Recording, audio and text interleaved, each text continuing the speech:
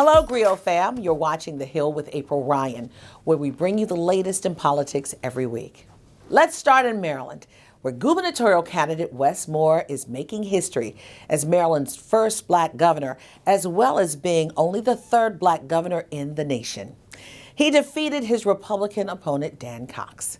Moore won 59.8% of the votes, while Cox only accrued 37.1%.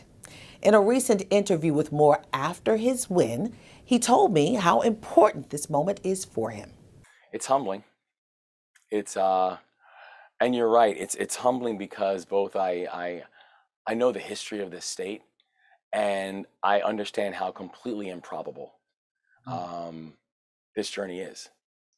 Where if you would have looked at a child who had handcuffs on his wrists at 11 years old, who just years earlier watched his father die in front of him, whose mother was working multiple part-time jobs because she did not have a job yet that was paying her benefits.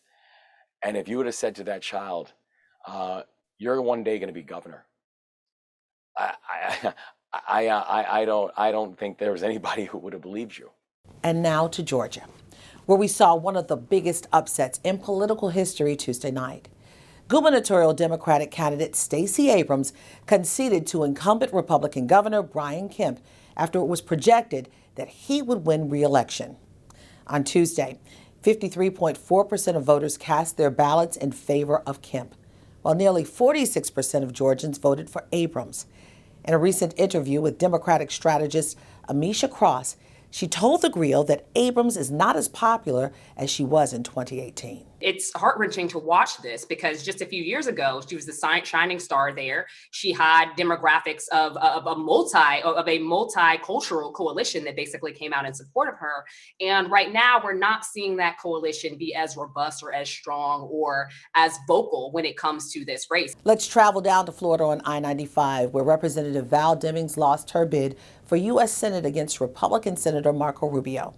The conservative incumbent won 57.7% of the votes, while Demings amassed 41.3%. During theGrio's midterm election coverage, I spoke with California Congresswoman Maxine Waters, who said Demings was the better candidate. Well, she put up a hell of a race, and she raised a lot more money than many people expected. She was clearly a better candidate, but don't forget you're in Florida, where still they can use the Cuban issue very effectively. And Rubio, of course, plays that to the hilt. And so that was a difficult one to begin with. She did well, but she did not make it. We're staying in Florida for a minute. Maxwell Frost made history by becoming the first member of Gen Z to be elected to Congress. Frost was elected to represent Florida's 10th congressional district at the age of, get this, 25 years old. Frost told theGrio once he's in office, he wants to tackle gun violence, climate change, rising rent costs, and criminal justice reform. There's just so much that needs to be done. We launched this campaign on 4 issues: gun violence, climate change, also understanding that we need to do everything we can do to bring down rising rent costs here in Florida. And here in Central Florida, we have one of the worst affordable housing crises in the entire country. I didn't run to be the first Gen Z member of Congress, right? That wasn't the reason. I ran to represent my district. I ran to ensure that we end gun violence in this country.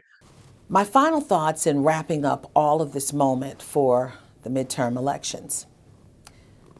America saw something we've never seen before. 299 GOP candidates who were election deniers. Their names were on the ballot throughout the country against people who had the pedigree to be elected officials. This nation is now coming to terms with itself, about itself. We have a former president who's expected to make an announcement about running again for political office for the White House, as he has an ideology of rollback. But this last midterm election showed that people matter, and their thoughts and their voices as well as their votes matter. The next question is, how will you continue down the road in the next 2 years? With all of that said, that's it for The Hill with April Ryan. We'll return next week with all the latest news and politics. Peace.